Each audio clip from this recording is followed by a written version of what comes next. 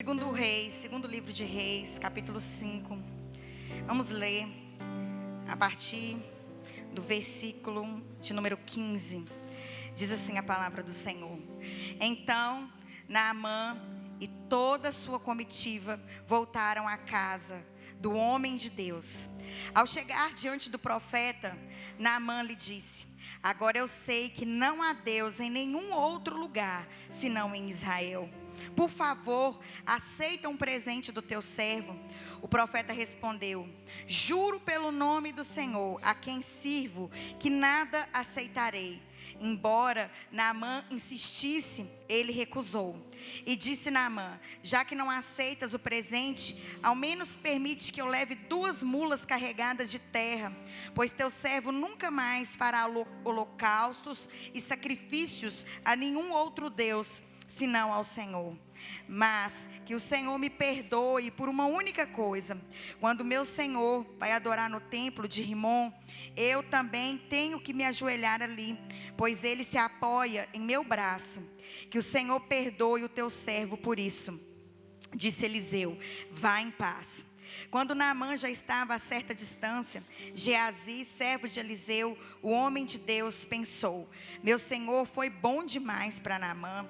Aquele arameu, não aceitando o que lhe ofereceu, juro pelo nome do Senhor que correrei atrás dele para ver se ganho alguma coisa. Então Geazi correu para alcançar Naamã, que vendo-o se aproximar, desceu da carruagem para encontrá-lo e perguntou: Está tudo bem? Geazi respondeu: Sim, tudo bem, mas o meu senhor enviou-me para dizer que 2 jovens discípulos dos profetas acabaram de chegar, vindo dos montes de Efraim. Por favor, dê-lhes 35 quilos de prata e 2 mudas de roupas finas. Claro, respondeu Naamã, leve 70 quilos. Ele insistiu com Geazi para que os aceitasse e colocou os 70 quilos de prata em 2 sacolas com as 2 mudas de roupa, entregando tudo a 2 de teus servos, os quais foram à frente de Geazi, levando as sacolas. Quando Geazi chegou à colina onde morava, pegou as sacolas das mãos do servo e as guardou em casa. Mandou os homens de volta e eles partiram. Depois entrou e apresentou-se ao seu senhor Eliseu. E este perguntou: Onde você esteve, Geazi? Geazi respondeu: Teu servo não foi em nenhum lugar. Mas Eliseu lhe disse: Você acha que eu não estava com você em espírito, quando o homem desceu da carruagem para encontrar-se com você? Este não era o momento de aceitar prata, nem roupas, nem cobiçar olivais, vinhas, ovelhas, bois, servos e servas. Por isso, a lepra de Naamã atingirá você e aos seus descendentes para sempre. Então Geazi saiu da presença de Eliseu, já leproso, parecendo neve. Glória a Deus pela palavra que é santa e que nos cura e nos restaura. Amém, irmãs? Essa é uma das passagens para mim mais tristes da Bíblia. Tristes por um lado, né, uma das mais tristes, mas também por outro lado também muito feliz. Triste para o lado de Geazi, feliz para o lado de Naamã. Mas mesmo sendo feliz para o lado de Naamã, essa passagem sempre me incomodou muito. Porque assim, olha, começa com um homem ímpio, que no final sai curado, e com um homem crente, que no final sai enfermo. Naamã não conhecia Deus. Naamã não tinha relacionamento com Deus. Naamã não tinha a convivência profética que Geazi tinha. E Naamã conseguiu entrar num lugar que Geazi não conseguiu entrar. Mesmo Geazi tendo convivência com um dos maiores profetas que Israel já teve, mesmo Geazi participando de ambientes gloriosos de transformação, de ressurreição, de multiplicação, aqueles ambientes não foram suficientes para mudar o coração de Geazi. E Naamã, que nem era tão conhecedor de tantos ambientes espirituais, ele foi muito mais abençoado que Geazi. E eu nunca entendi o porquê disso. o porquê que o lugar onde Geazi estava não foi o suficiente para ele. Eu entendo que as coisas que acontecem conosco externas nada mais são do que aquilo que está dentro de nós. Aquilo que está dentro de nós reflete nas coisas que estão ao nosso redor. Assombração sabe para quem aparece. Tem uma pessoa que falou isso comigo, eu achei interessante. Às vezes a gente se sente tão perseguida por tantas situações nas nossas vidas. E na verdade essas situações podem ser oportunidades de transformação, ou podem ser verdadeiros espelhos que denunciam o que nós carregamos. Eu falo que a pessoa ela pode estar na melhor igreja do mundo, com o melhor pastor do mundo, com a melhor equipe do mundo. Mas se ela não decidir mudar, nada vai mudar. Geazi estava na melhor igreja do mundo, com o melhor pastor do mundo, com tudo do melhor, sabe, com um ambiente profético de tanta coisa. Aquilo ali não fez com que ele mudasse. Porque na verdade a mudança, ela é uma decisão nossa e não uma decisão do ambiente. Você pode passar esse tempo todo aqui, escutando a pastora Viviane Martinelli, que ela vai pregar daqui a pouco, ela vai arrebentar com o nosso turno. Mas não vai adiantar nós recebermos essas palavras, nós recebermos, estarmos debaixo desse ambiente, se nós não tomarmos uma decisão que vai realmente confrontar aquilo que está no nosso coração. Então, a gente às vezes fica se escondendo atrás das nossas desculpas. Porque tem pessoas que falam assim: eu não tenho condição de ser curada, eu não tenho condição de entrar em alguns lugares porque eu não consegui receber essa revelação, porque eu não consegui receber esse entendimento, porque eu não consegui entender. Mas se nós formos ver nessa palavra aqui, nem Naamã e nem Geazi entenderam aquilo que o profeta falou. Na hora que Naamã vai lá na casa do profeta para ser curado, o que o profeta fala com ele? Nada. Quem fala é Geazi. O profeta nem recebe ele na casa, manda um recado através de um profeta, um discípulo que estava ali. E Naamã fica constrangido, ele fica com raiva, porque ele falou assim: eu imaginei que ele iria me chamar para entrar, ele impor a mão na minha cabeça, ele invocar o nome do Deus dele, e aí ele me manda tomar um banho no rio.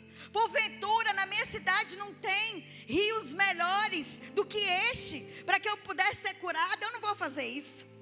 Então Naamã também não entendeu. Mas a diferença de Naamã para Geazi é que ele não entendeu, mas obedeceu. Ele não entendeu, mas creu. Geazi também não entendeu porque que o seu Senhor, que vive da obra de Deus assim como ele, porque pessoas que eram dedicadas à obra de Deus viviam da obra, exclusivamente da obra de Deus. E Geazi ficou decepcionado com seu líder, com seu pastor. Como assim? Nós vivemos dessa obra aqui, eu estou pagando o preço junto com esse meu pastor, nós estamos trabalhando junto na obra, aparece uma oferta dessa daqui e nós não vamos aceitar.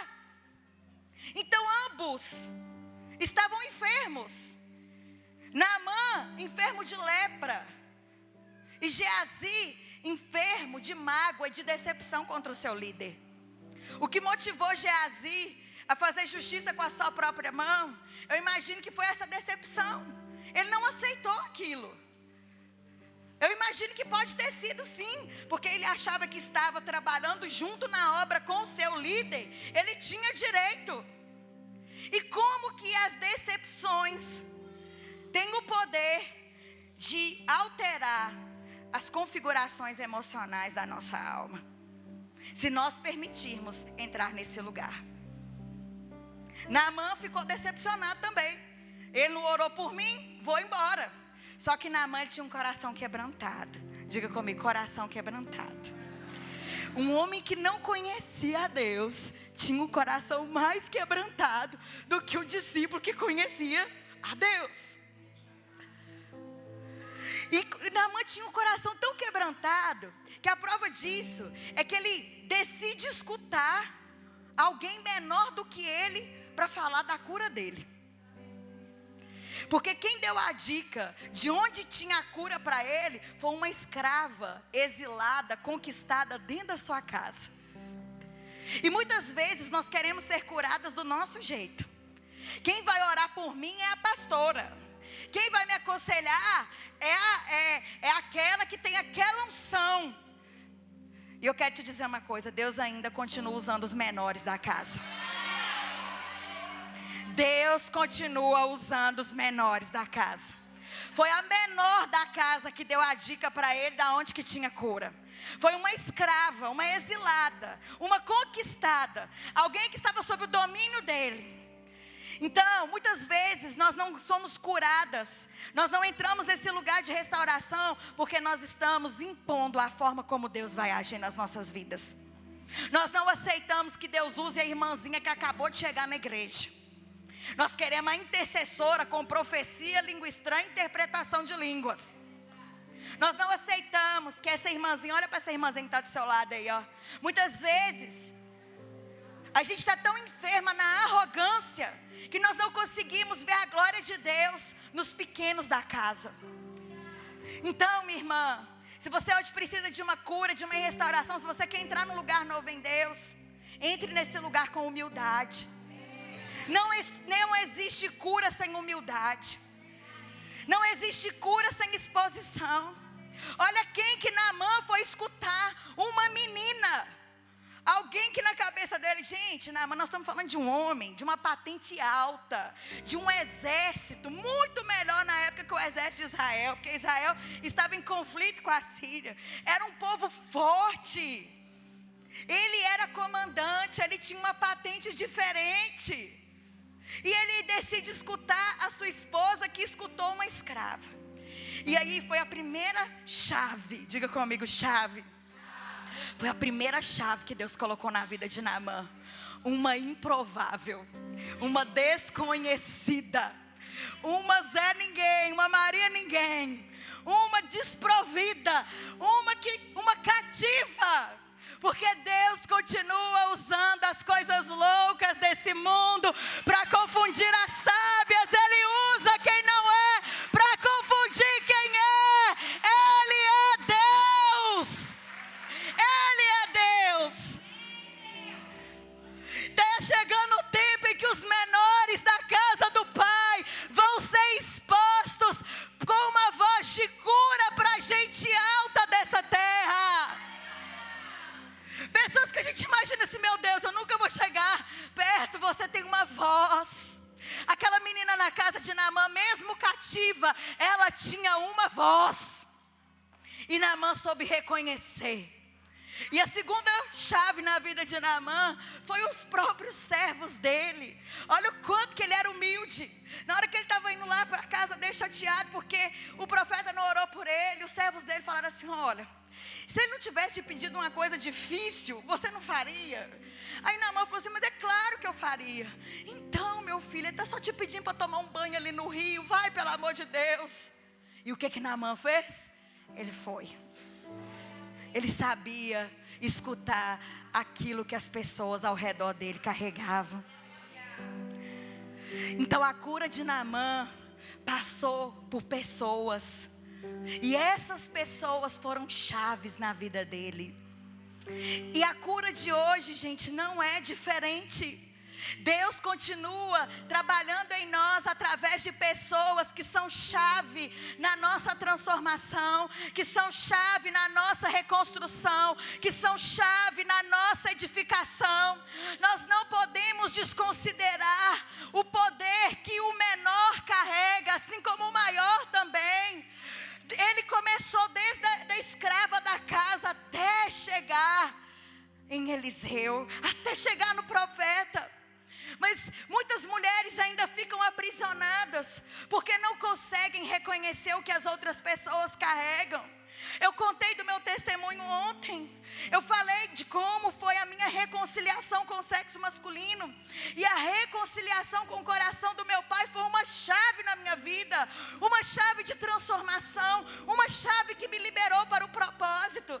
Mas eu podia olhar para ele, se eu fosse arrogante, uma enferma arrogante, olhar para ele e falar assim, não, mas meu pai é ímpio. Ai, mas meu pai não entende de nada. Mas meu pai que errou. Mas és fulano de tal. Não, eu entendia pelo Espírito Santo que o meu pai era uma chave para despertar o crescimento da filha ferida para uma mulher santificada dentro da sua casa.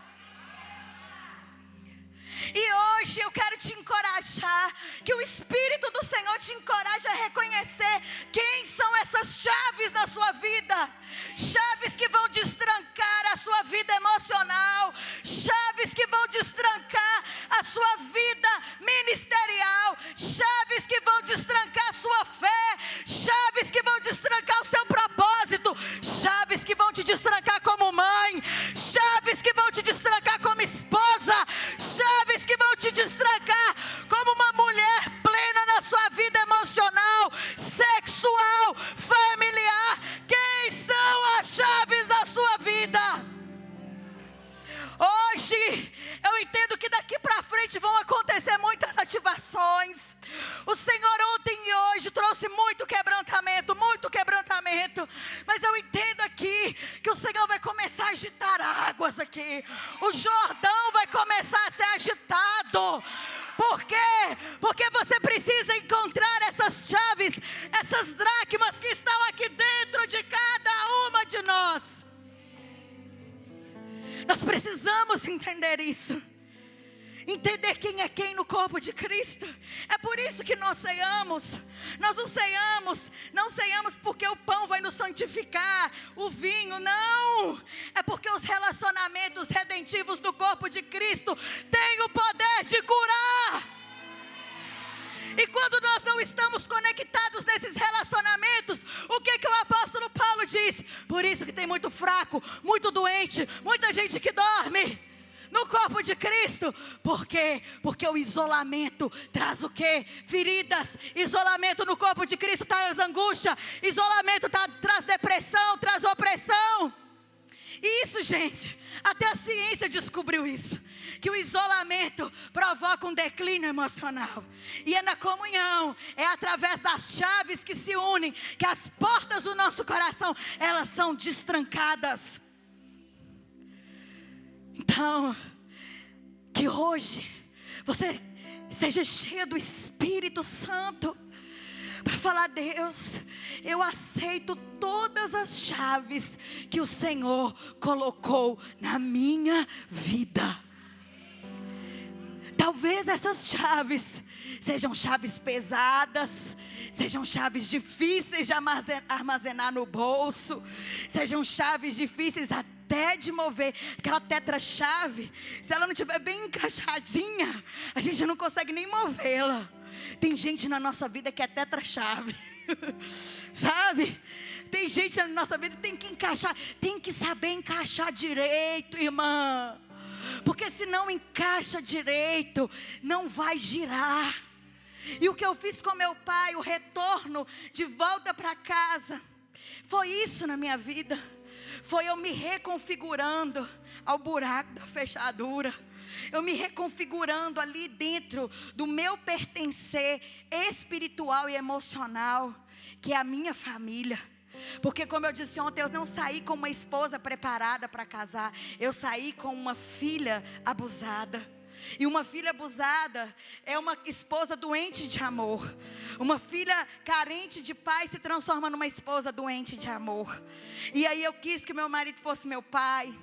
Eu transformei ele no meu pai de dia e transformava à noite na nossa intimidade como meu abusador. E isso fechou todas as portas.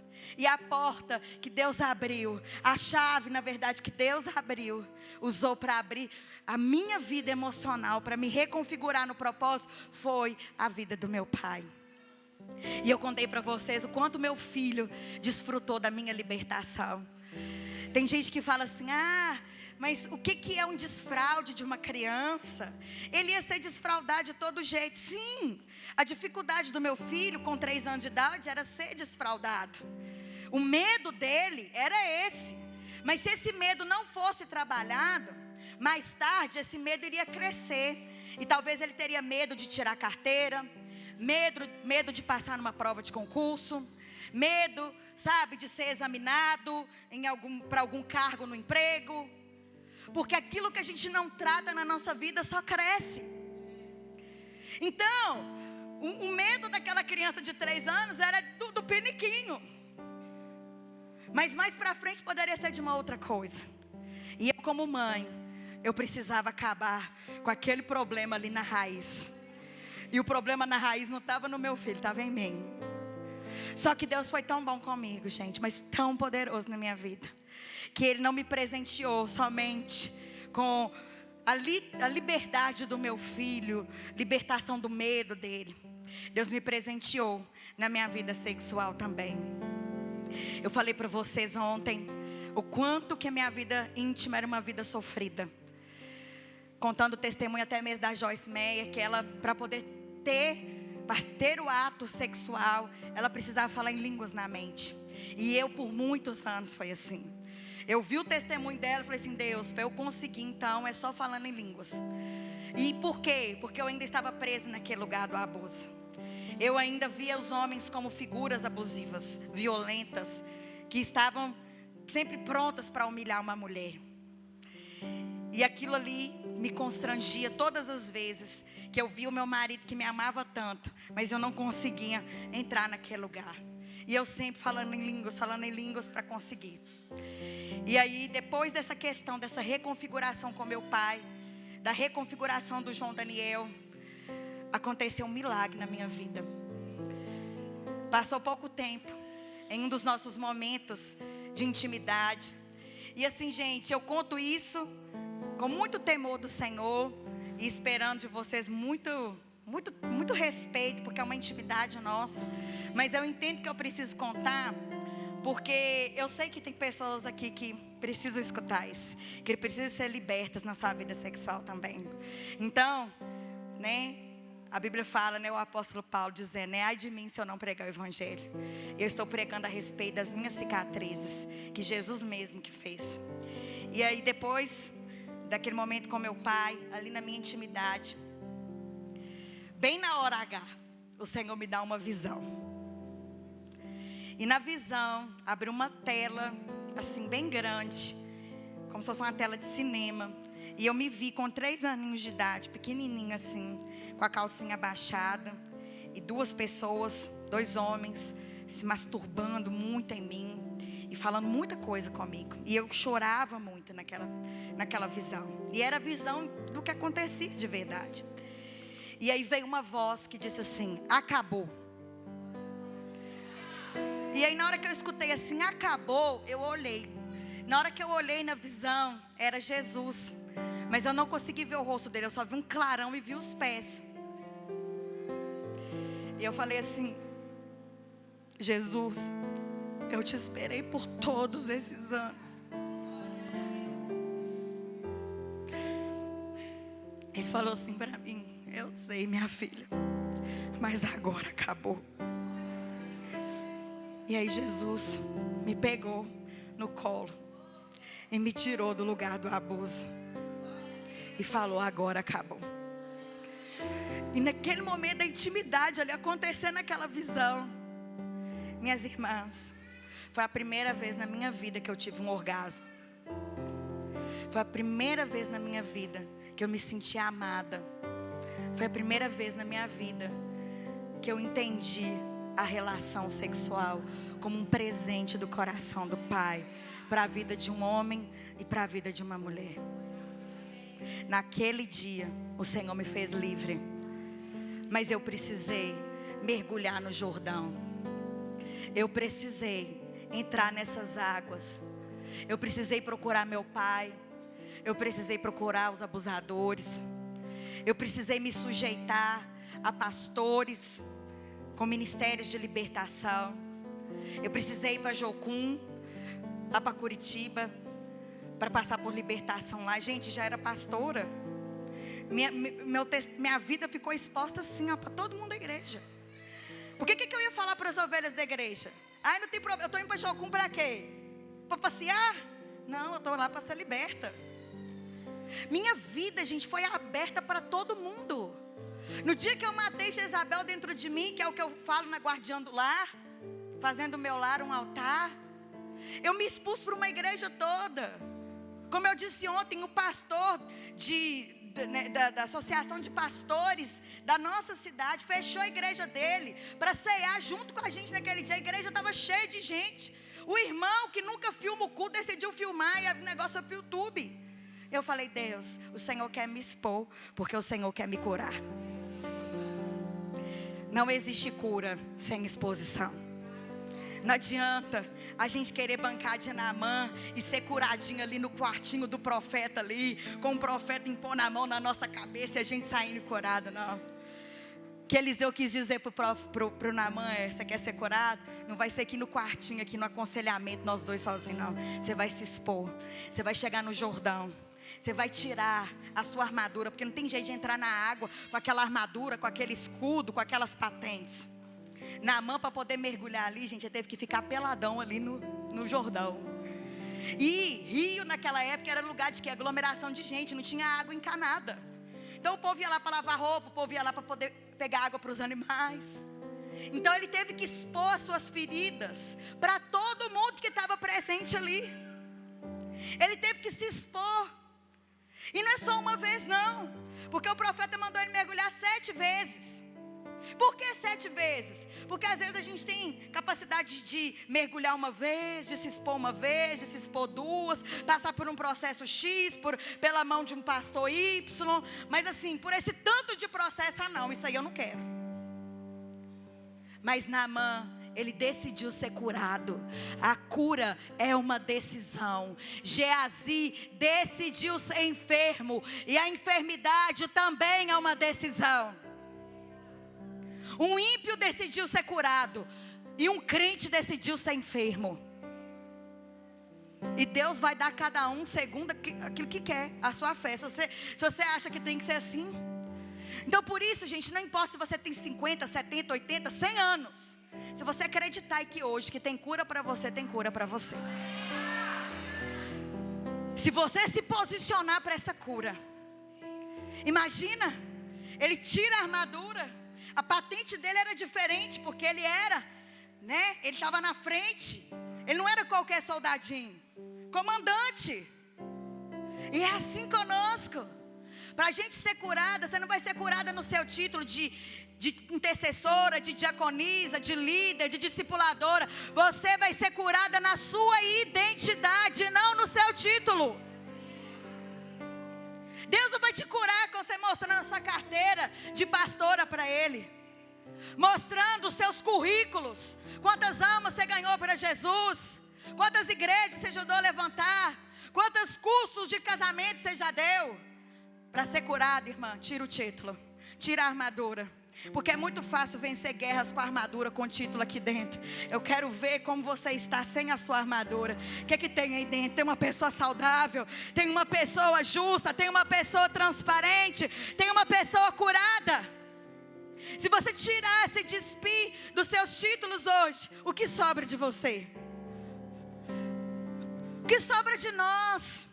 O título da mãe perfeita, da mãe boazinha que deixou tudo para ficar com os filhos, mas que não gosta de estar lá, que fica dentro de casa xingando, lamentando e colocando a culpa na conta do filho por estar perdendo a sua vida profissional de estar ali.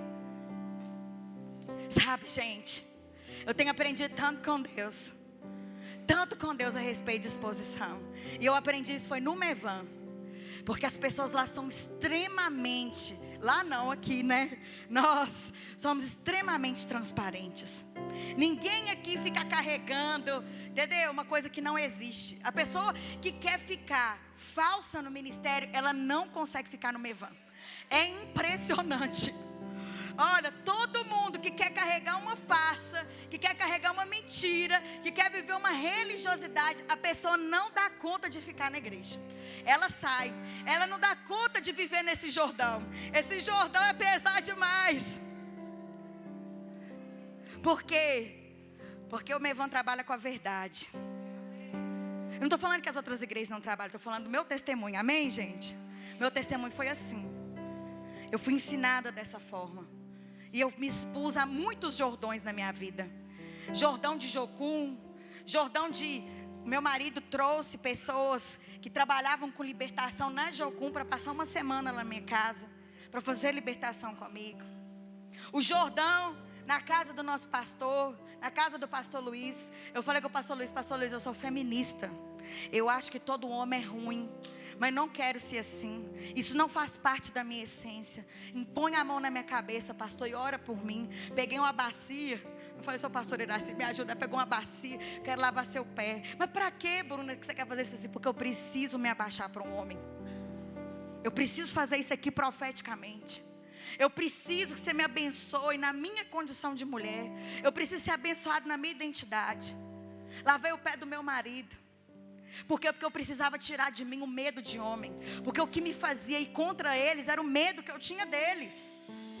Então, ali quando eu me desarmei, a Naamã, desarmou, tirou a armadura de pastora. E eu fui como filha para lavar o pé dele. E enxergar ele um homem de Deus. Entender que ele é um homem saudável, um homem que é a glória de Cristo. E conseguir reconhecer isso. Ele impôs a mão na minha cabeça e falou assim, minha filha, eu te abençoo na sua identidade. Você vai ser uma resposta para essa geração. A sua dor vai ser cura, vai ser vacina para muita gente. Meu pai orou por mim, me abraçou e falou assim, eu tiro minha filha debaixo da cama. Meu marido olhou para mim e falou assim, você vai começar a gravar vídeos no YouTube. Você vai começar a escrever livros. Você vai começar a viajar em igrejas. As chaves que Deus usou na minha vida eram chaves de pessoas que tinham o quê? A representação de uma dor do passado, que eu precisava retratar. Deus não usou, tá certo que muitas mulheres foram usadas, mas as principais chaves de acesso ao destino e ao propósito de Deus na minha vida, foi o que eu mais temia, eram as chaves que eu mais tinha medo. E eu precisei vencer os meus medos. Eu precisei estar de cara a cara com o meu Jordão. Talvez para Naamã fosse muito difícil tirar roupa. Ele, um cara tão conquistador, numa terra de gentinha. De acordo com os sírios, Israel era gentinha, gente conquistada. Tirar a roupa, ficar nu perto daquele povo. Olha o tamanho do constrangimento. Mas ele não olhou o tamanho do constrangimento, mas o tamanho da chave. É isso que eu quero que você entenda nessa noite. Não olhe o tamanho do constrangimento, entenda o tamanho da chave que está nas suas mãos hoje para discernir e decidir o seu destino. A pastora Viviane falou, gente, olha quanto tempo de dor. Mas essa dor, esses processos foram chaves. O almoço servido para o marido foi uma chave. Amém, irmãs?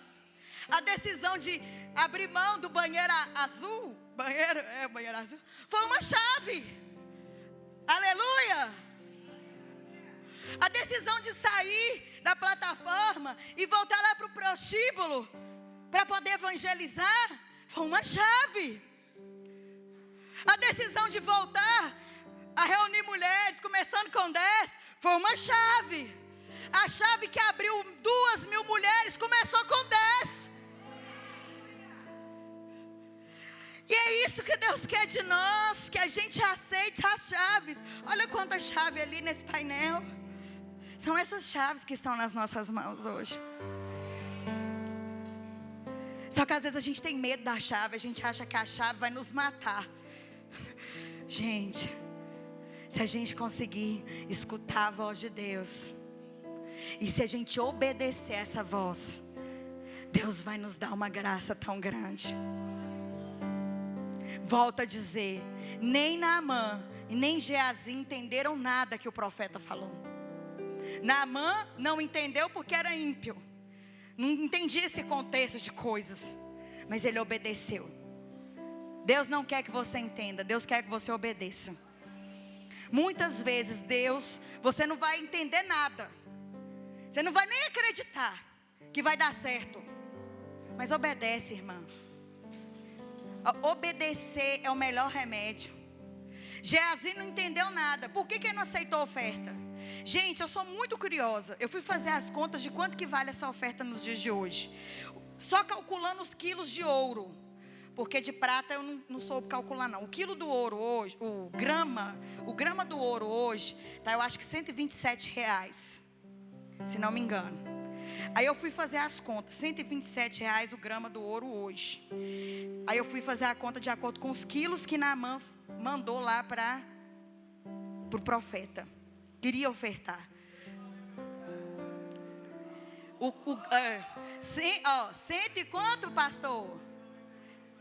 R$198,46 o grama do ouro hoje. Se fosse 127, que foi a conta que eu fiz 2 anos atrás, daria hoje 40 milhões de reais de oferta. É uma boa oferta, não é, pastor? Hoje lá no Mevan, 7 Lagoas, qualquer 1.000 que entra ali, nós já estamos fazendo festa ali, meu filho. Imagina um que fala assim, não, eu quero doar 40 milhões. Então assim, você recusar uma oferta dessa, assim, num tempo de crise, que Israel estava vivendo, uma crise política, ia ser bom, né, se ele aceitasse, não ia? Ia dar capacidade para Israel comprar mais armamentos, treinar mais pessoas para a guerra. O momento político ali estava terrível. Eles estavam ali cada vez mais dominados. Então, o que o profeta veria numa situação dessa? Não, chegou essa oferta, é de Deus. Uai, quem que acha que 40 milhões não é de Deus? Ou o pastor, para falar que uma oferta de 40 milhões não é de Deus, esse homem tem que ter fé, viu? Não é, pastor Douglas? Tem que ter fé, chegar aqui, eu quero doar aqui.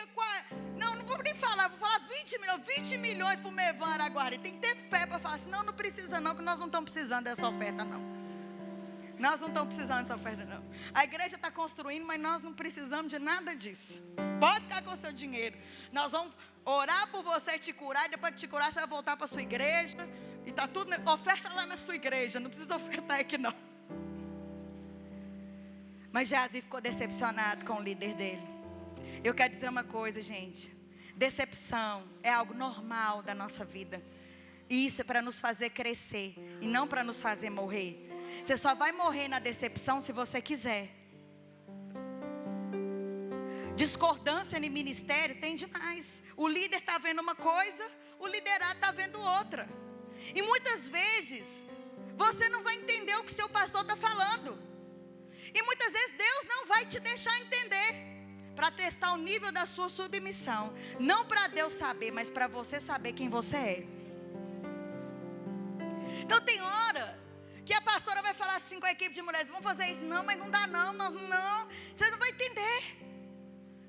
Mas você vai precisar obedecer. E a rebelião é que nos prende no lugar sabe? No lugar da desonra. A rebelião nos prende no lugar da amargura. A rebelião nos prende, sabe? Naquele lugar amargo. Geazi, você acha que ele foi feliz para trair o líder dele? Você acha que a motivação dele foi felicidade? A motivação dele foi alegria? Não, gente. Ele estava amargurado. A traição que ele fez foi por causa da amargura, por causa da decepção. E ele acaba perdendo o ambiente profético que ele estava inserido, porque ele decidiu ser dolorido, porque ele decidiu ser enfermo. Se a gente ficar cultivando a dor, se a gente continuar cultivando a amargura, nós vamos começar a perder os ambientes proféticos de destravamento que Deus tem para nós. Pensa que aquele lugar, que o Geazi poderia ser o sucessor de Eliseu, ninguém sabe. Geralmente era o que? Era o discípulo que estava ali, acompanhando. Ele perde tudo. E não é só ele que perdeu não. Porque uma pessoa adoecida, adoece toda a sua casa. O que aconteceu? Qual foi a palavra? Você e sua casa, todo mundo ficará leproso. Esse é até um capítulo do livro A Guardiã do Lar. A mulher adoecida adoece o seu lar. Você já viu que uma mulher, ela consegue tirar a família dela toda da igreja?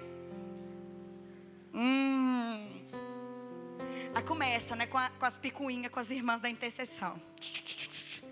Aí joga para a pastora. Aí a pastora está tentando pacificar. Aí a irmã fala assim, não, a pastora está do lado das meninas, das intercessoras. Aí ela chega em casa, triste, perto do marido. O marido percebe, né? Que aquele dia era o dia do romance. A mulher está lá. Quem sabe contar história bacana é a pastora Viviane, né? As histórias do Tico. Mas vocês imaginam aí que ela que está contando. Toda torta lá. O que foi, mulher? Não, sabe por que é? Estou me sentindo tão mal na igreja. Eu estou achando que os pastores não gostam de mim. As irmãs falam mal de mim. Eu não me sinto pertencente. Aí o marido, o homem é meio desligado, né? Não, isso é impressão sua. Mas aí no outro dia ela insiste. Aí ela vai e solta, né? Que o filho dela foi maltratado na escolinha. Meu filho está maltratado na escolinha. Aí coloca o filho como vítima. Aí o dodói de mamãe fala, realmente, está muito ruim. Aí o homem já começa a ver, realmente, essa igreja está uma coisa esquisita. Aí na outra semana ela quer visitar outra igreja. Aí o marido começa a ficar incomodado. Começa a ver coisa no pastor que não via antes. Aí começa todo mundo a ficar frio. Aí na outra semana eles não querem ir na igreja nenhuma. Eles querem ficar dentro de casa assistindo Domingão do Faustão. Ah não, vamos ficar aqui mesmo. Vamos pedir uma pizza. É o dia da família. E manda para o pastor assim, pastor, a gente não foi no culto porque a gente estava cuidando da nossa família. E ali só falando mal da igreja. Só falando mal do pastor. Só falando mal dos intercessores. Só falando mal dos líderes. Porque uma mulher decidiu ser doente. Porque a mulher doente, ela adoece o marido, ela adoece os filhos. Aí, aquela resma, aquela nhaca, lá em Sete Lagoas a gente chama de nhaca. Aquela nhaca fica ali impregnada naquela casa. Eles ficam mudando de igreja. Só que quando aquele filho cresce, ele não quer Jesus. Porque o discipulado que ele teve é um discipulado de se opor contra a igreja. E pelo contrário, ele não consegue ser um com a igreja. O discipulado na casa foi um discipulado de sempre estar contra, sempre resistente. E ele não consegue ser um com a igreja. Por quê? Porque ele está infectado com uma lepra. A lepra que começou na mãe e passou para ele. A mulher doente adoece o seu lar. Só que tem como a gente não ser Geazi. Tem como a gente entrar num nível de quebrantamento. Amém, irmãs? Tudo que eu contei aqui, eu expus coisas da minha família, da minha vida íntima. Porque eu entendo que essa exposição gera cura. Eu estou montando aqui, profeticamente, um Jordão para você mergulhar. Jordão é lugar de exposição, gente. Nós temos que aprender a entrar nesse lugar de exposição. A reconhecer as pessoas que carregam chaves na nossa vida. A tirar os nossos títulos para sermos curados na nossa identidade. Por que Eliseu não recebeu Naamã na casa dele? Porque Naamã, ele não foi receber a cura como um leproso, mas como um comandante. E quando Eliseu manda ele para o rio, ele está querendo dizer o quê? Tira a sua capa de comandante. Você vai ser curado na sua identidade. Você está muito cheio de pompa aqui para ser curado. Por isso que ele achou ruim de não ter recebido uma oração ali no gabinete do profeta. Porque ele queria ser, ele foi como comandante. Ele não foi como enferma. E muitas vezes nós vamos buscar a cura como, sabe, a intercessora. Eu já falei isso, a diaconisa, a pastora, a não sei de quem, a esposa do fulano de tal, a rica.com.br, a fulana. Não, irmã. Ó, eu estou me despindo aqui para vocês, para abrir um caminho para vocês fazerem a mesma coisa. Eu vos entreguei aquilo que eu também recebi. Não estou entregando nada do que eu ouvi. Eu estou entregando aquilo que eu recebi. Então que hoje, uma porção de humildade recaia sobre nós. Humildade, assim, olha, eu reconheço que eu posso ter o título que for, que eu posso ter o dinheiro que for, mas a minha cura pode estar na menor da casa. Pode ser a pequenininha da casa, a recém-chegada, a que eu acho mais problemática. Pode ser através da vida dela que eu vou receber uma oração que vai despertar em mim algo que vai me levar além. Ter humildade suficiente para talvez os seus liderados liberarem uma palavra de destravamento sobre a sua vida. Alguém que você já liderou, ou alguém que você está liderando, essa pessoa chegar para você e ministrar sobre a sua vida, essa pessoa te confrontar. Ou até mesmo o pastor que, o Naamã, ele passou pelo processo do Eliseu, assim como ele passou pelo processo da menina na casa dele, como os servos dele. Mas que nós venhamos reconhecer isso. As nossas chaves, as chaves que vão nos levar para o Jordão. As chaves que vão nos levar para esse lugar de restauração. São as pessoas, talvez, que você mais teme na sua vida. Aquilo que você mais teme pode ser a sua chave. Aquilo que eu mais temia eram os homens. Eu temia eles. Então por isso que eu queria ser maior do que eles, para eu enfrentá-los. E a minha cura não foi quando eu enfrentei, a minha cura foi quando eu abaixei. Eu enfrentei o meu medo de me abaixar mais uma vez.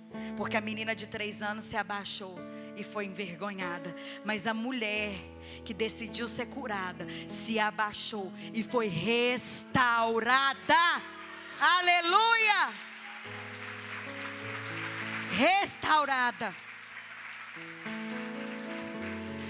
Para quem que você tem que abaixar hoje? Para qual lugar Deus está te abaixando? Para qual Jordão Deus está te levando? Para qual medo Deus está te preparando para enfrentar? Quais são os lugares que vão despertar as chaves que vão te fazer mergulhar nesse